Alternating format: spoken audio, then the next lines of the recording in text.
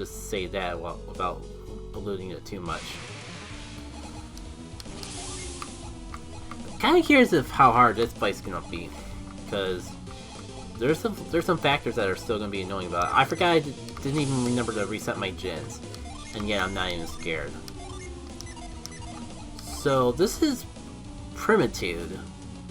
Its name will make more sense as we actually fight against it, but the barrages that we fought against earlier are back. Kind of funny to think that if you came here right away, you actually fight them first. Maybe get a little foreshadowing of things to come.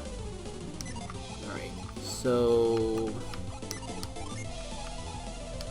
I mean, I might as well go for Mika because it's basically protect but stronger. And let's go for a Shiver because a little attack debuff can only work in our favor.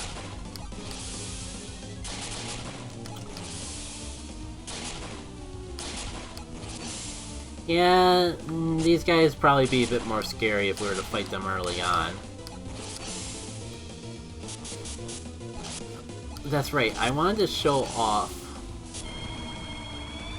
one, the new synergy we got with Mia's new equipment, and two, how that Djinn charm changes the way Garrett behaves. It's kind of actually a shame you're not hurting me more, because Sauna is basically a fire wish. We use it and all of our party members get healed. Like, Mirage wasn't already good enough way to heal health with the power of fire. We got this too. Alright, I guess now's a good time to see if anyone's truly weak to win.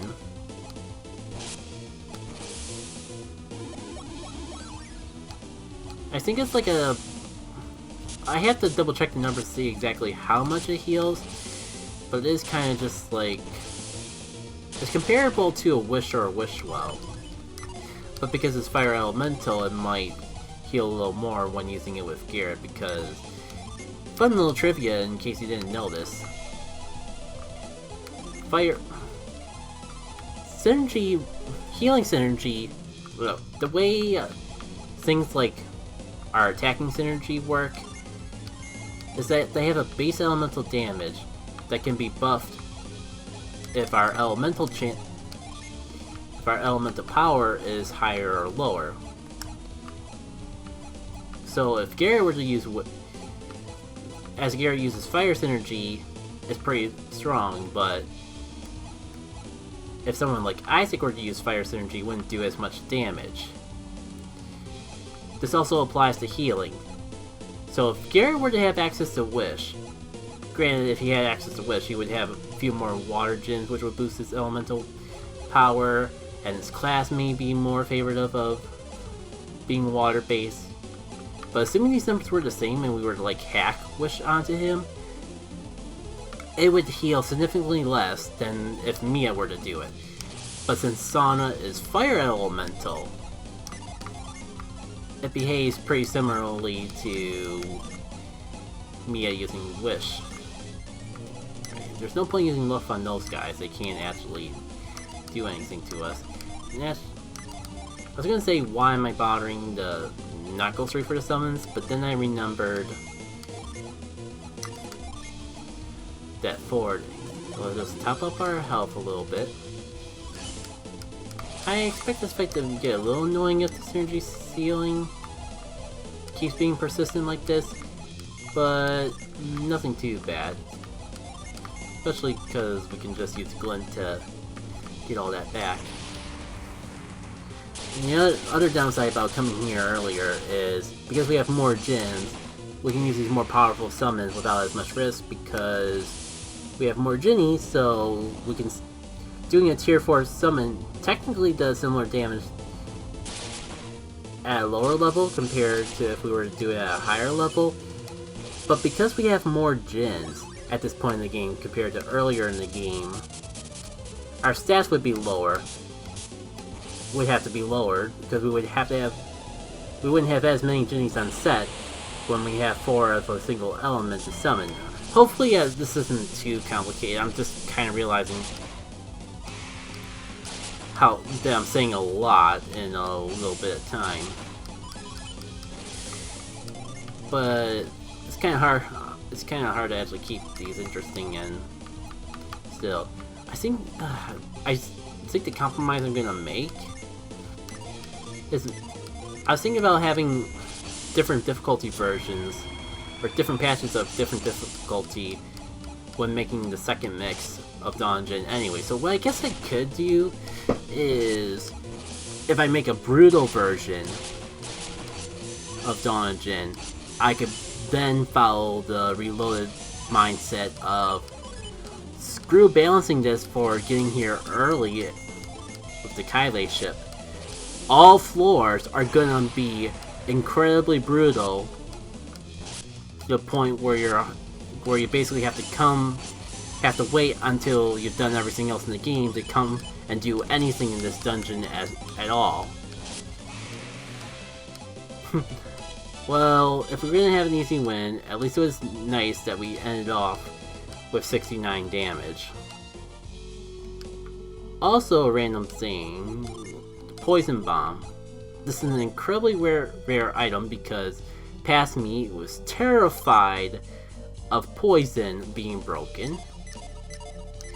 We'll see if that changes in the second mix. But yeah, use it and maybe it'll poison, and yet that's like the only time you'll be guaranteed to get that item in all of Dawn of Djinn. Yeah, I was really stingy with poison and venom status effects. Not impossible to get them, but quite a bit rare. Definitely rarer than in Reloaded, and maybe even a little bit rarer than Vanilla Golden Sun. Which is a bit of a toss-up because I recall even Vanilla Golden Sun kind of being a little stingy with poison abilities. Like, fun fact, oh shoot, this is the room in particular that I had to be worried about inventory, because you get filled up with these stupid keys almost instantly. Well,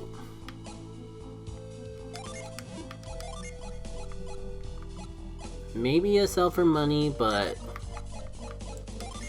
just taking up inventory at this point, I'd rather not. Can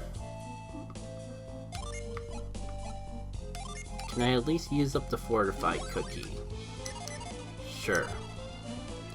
That gives me at least 2 more spaces to work with.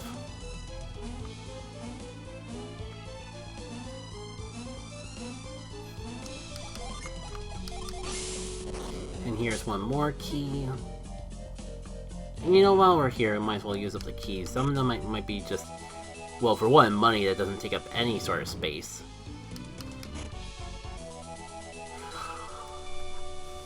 I'm more hype of this than I should be. It's not that great, but I completely forgot that this was where I put it. Magnus and the Venus charm. I forgot to, I don't know if I even mentioned that, like, any Djinni charm you equip gives you a little power and a little resistance boost. I don't know how, I'm kind of feeling a little drained, so I'm not sure how many more floors we can go, but I'll equip it now just in case I forget to equip it later, assuming I do stop anytime soon. Mind Candy, I guess that's not too big of an issue because I can just use that up right away.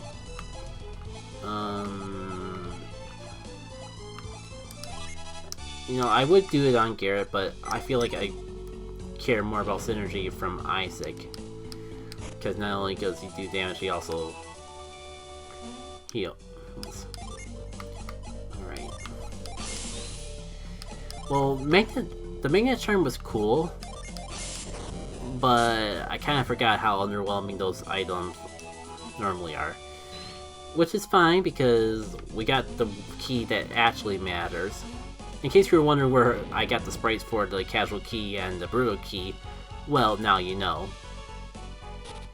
Right, so, actually, this might be the last floor before the sing, which which makes me sad because I'm worried that it's not going to be as fun. Here it is, boys and girls and all friends and family. It is the Phantom Staff. Don't mind the little wonky look. I forgot that I put a stupid support grid here, because I'm never allowed to enjoy nice things apparently. But yeah, you actually fight a haunted weapon here. When I realized I could do that, it was just too cool of a gimmick to resist.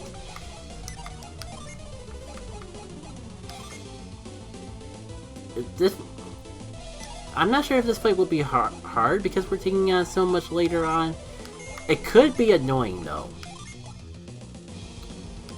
Remember, especially in combination with this, because the staff in itself has some fairly nasty gimmicks from what I recall.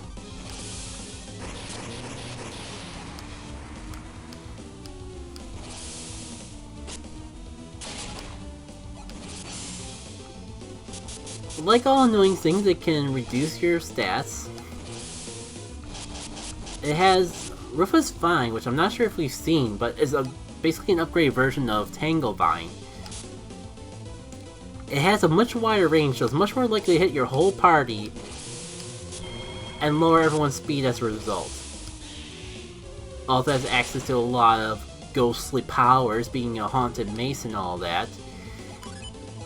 So I think that's a perfect example of Spirit Swirl, which is kind of like a... It's kind of like Fume for a ghostly attack, where it attacks one target for a good chunk of damage. It can also haunt them.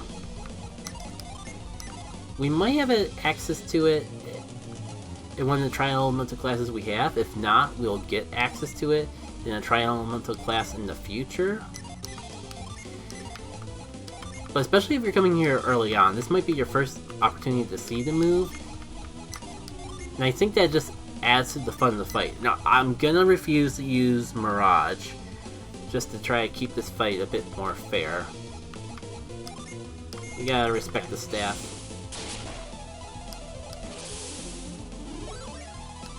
See, that thing just as fun and annoying as ever. Here it comes again. I'm glad we're at least getting to see everything that this boss can do. Fun random trivia. Originally, I was playing around with the idea of Vortex Island having boss rematches. So we kind of see that with the 8 there, but this was originally like a rematch with a Trek clone.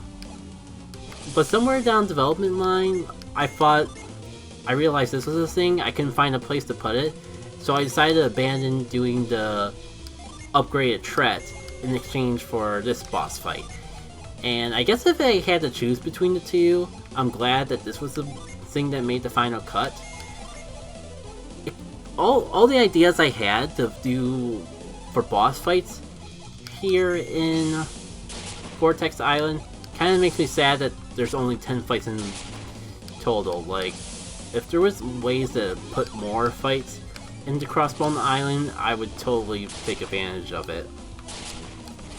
Because I have a lot of fun ideas that I could make for potential boss fights. For potential fun, optional boss fights. Maybe not all super bosses, because there's only so many ideas to go around, but close to... Definitely... I'll definitely take any opportunity to add another boss fight into Golden Sun, because that's where a lot of the fun in the game comes by, when your metal's being tested and you gotta actually see things in action. Alright. I doubt this will work because they're bosses, but this is Magnet. It's basically the Djinn from Dark Dawn that does damage and can possibly stun. Pretty self-explanatory, honestly, but figure it's worth bringing up. Oh, you're faster. Oh, maybe this is why I made it drain so much synergy, because I used it for this boss fight as well as the Kraken fight. In an ideal world, I would have just made 2 separate bosses, but I guess I wanted to get more mileage out of this enemy, that it would feel like a waste of very valuable enemy slot if I only used it for one boss fight. Alright, so what I'm seeing here is that there's a chance. There's a chance for this to be a challenging fight. Man, and we haven't even messed around with, like, stealing this thing's synergy, because we've seen him use synergy against us. And we could probably, like... But we also seen it do non-synergy moves to us, and trying to find a good balance between trying to judge whether it'd be better or worse to seal this thing's synergy. I'm gonna just go for it.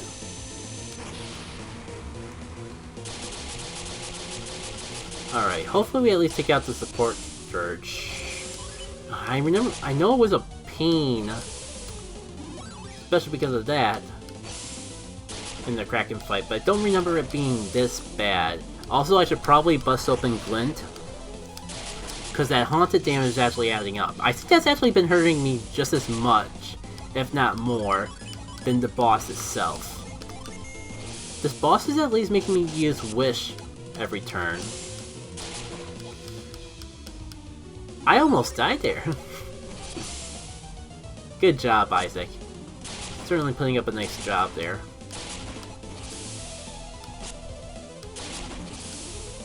Alright, so... heal up everyone. Oh, I just remembered I never actually showed off the synergy that Mia has in this equipment. Considering I'm probably gonna stop using it after this fight, maybe I should get on to changing that to actually using the item, or using the synergy. Sure. Ramsey just for some extra damage. Krillin for the same thing. Boom, because why not? And Serpent Fume. Because of course the genetic base equipment would give you access to Fume. On the Dirge, because I hate this thing and I want it gone. Oh. Because I will... my spite on that thing, resulting in us not seeing the move in action. Hopefully we don't take out the maze just because we took out the Dirge. I probably had some bias against the Dirge, so we should still be good.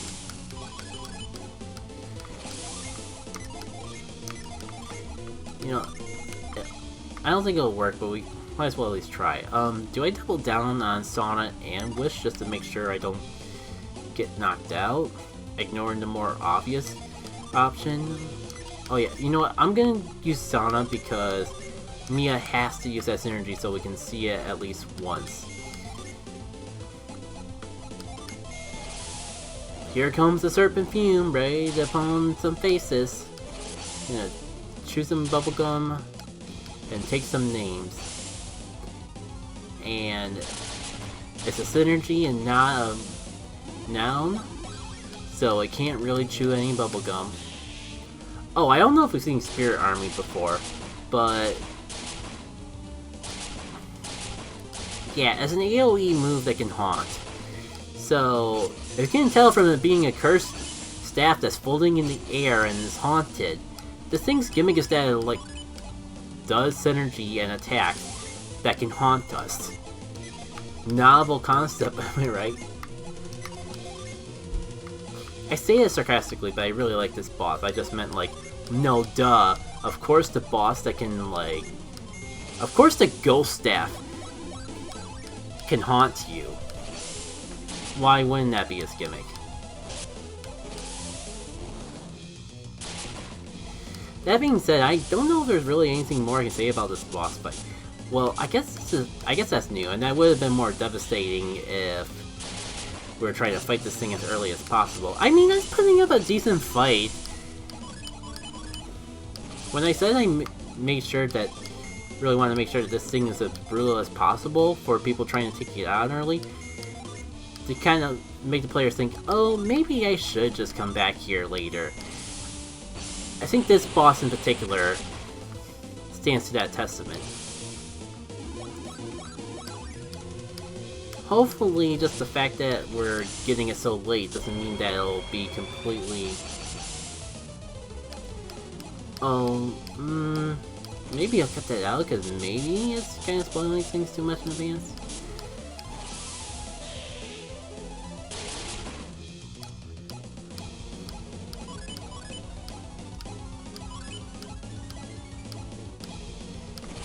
So...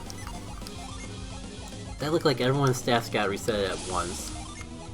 Which is fine, I guess. Oh wait, don't they have a cookie that cures all elements too? Someone has cookies. I was gonna say... but we also have Glint. But you know what, I'll wait. The cookie can heal Synergy, and we are kind of hurting on that. Oh, you know what, it would actually been nice to have Bran, but... is what it is. How did we get 4 of these? 20 synergy points and cures all elements, including Haunt.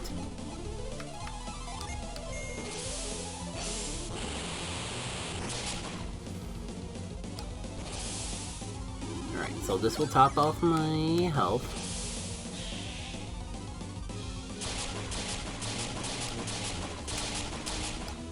You know, with the lower luck Mia has, I'm surprised that she has not gotten haunted once.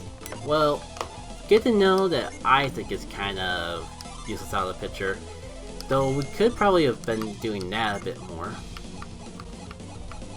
Must resist the urge. Defense boost. You know, I'll just summon to get our Djinns back.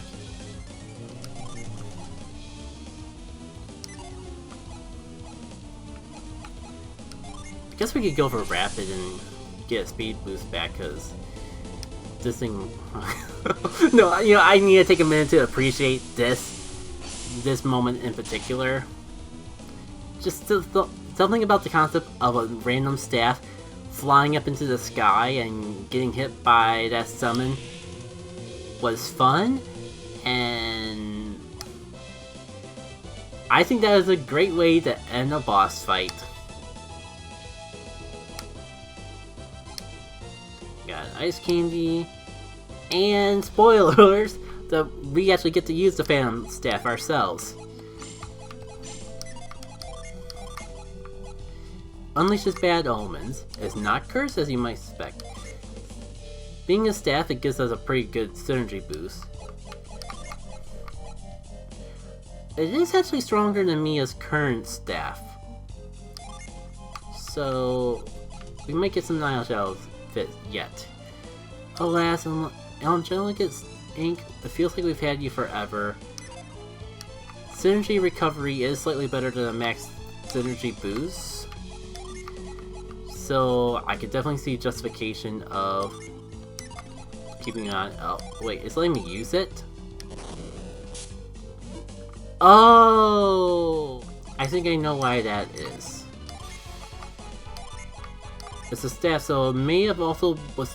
There might have been a point where it was supposed to give us a synergy and not be used in battle. I think what it is that it copies like Haunt or a synergy in the Haunt line, and to try to make Isaac have catch as often as possible, I made it so Haunt would be able to function as catch outside of battle. So that's strange, but understandable. And normally this would be the point where you're like blocked off from making any more progress because of these statues, and you would need Cloak to get past this part of the dungeon, but while we're here and have the ability, I might as well end off the stream by doing this, just clearing out this room. That way we don't have to repeat the dungeon later on. Plus, there's also the... Wait, I thought I halted you already. Maybe you can only halt one of them at a time. Almost completely forgot about the fact that we're almost completely full on items. Definitely, when we go back to Sholia, I gotta remember to clean out my inventory.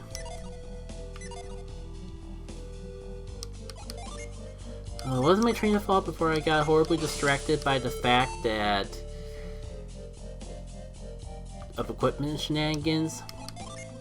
So hey, did you have fun using Cloak in Lumpa Fortress? Here's the only other time in the entire game that we actually use Cloak. Enjoy it while it lasts. Well, not the second last time. We'll be using Halt one more time in this room specifically to actually clear the room. And then we'll never use it again. Here's the Pixie Ring. I forgot that it's so late into the game, but it's kind of hard to work into our inventory with all these Djinni charms, but when it says it restores any element, yeah, it's basically glint as an item. I guess by that logic we could treat it the way we treat some other rings and other equipment where like you can still use it even if you don't have it equipped. I swear, I can't prove it, but in my mind it definitely feels like items that you use in battle break faster if you don't have them equipped when you're using them. There is a probability that that's all superstition that I made up, but I like to believe there's some truth to it. Alright, so this is all I wanted to do for now, because I would normally have this point of Vortex Island cleared by the time we actually got to the Sholia Desert proper. So I think I'm gonna save the rest of these floors for another time. There is a silver lining to this. If I were to go to the map here and retreat, we can come back to Vortex Island at any time. Ironically enough, we have to backtrack all the way to the desert to get here, but once we do, whenever we want to come back to clean up Vortex Island, we can just retreat over to it. So if I have a change of heart and want to do more floors, even like on next week's stream, if I'm like, screw plot, let's see how early we can do Vortex Island. I can always just retreat back to it via this method. So yeah, I could just retreat back to Sholia since this thing will take me there anyways. And you may be wondering, Jackie K, if this is like all the other tornadoes that we have to use Douse, that we would normally use Douse on to fight to not get warped around, what happens if I use Douse on that thing? Oh, my friends. Another day, perhaps, will lead to another adventure.